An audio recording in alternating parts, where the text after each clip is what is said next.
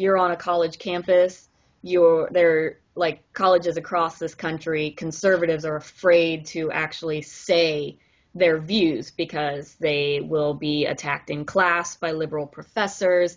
They will be protested. They, get, all kinds of issues on college campuses or anywhere else. It's just, so biased against them that it's difficult for a lot to actually come forward. And even, me, if I meet new people, I either just try to like not say anything or kind of feel them out and maybe try to be friends before you let it out, because you don't want Wow. to lead with I'm a Republican, because so often you'll just get shit for it. Wow. That's interesting to me because I mean, let's pivot to the university campuses because you've written quite a bit on issues involving universities. And I mean, obviously, the increased academic focus on video games is affecting games. And I think that some people who either never went to university or went to university, in the mists of the past, like I did when, I mean,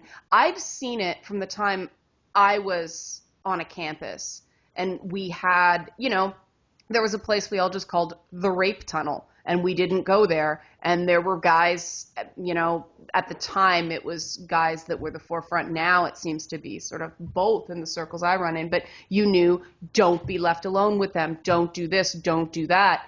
The pendulum has swung so much now on campuses, and you've been covering that, correct?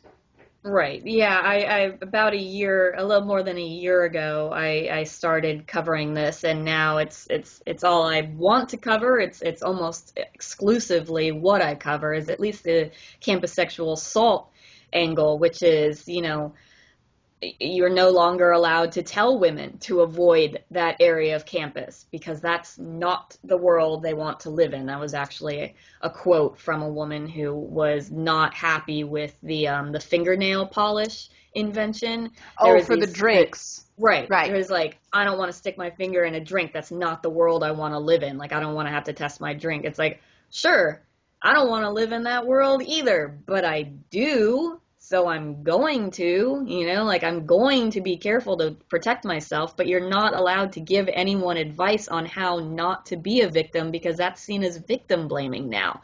And it's ridiculous because that's dangerous. I mean, yeah, it's not your fault that something happens to you. You always have to protect yourself. That's why, on the metro, on our subway system, they're always saying, don't be standing near a door with your phone.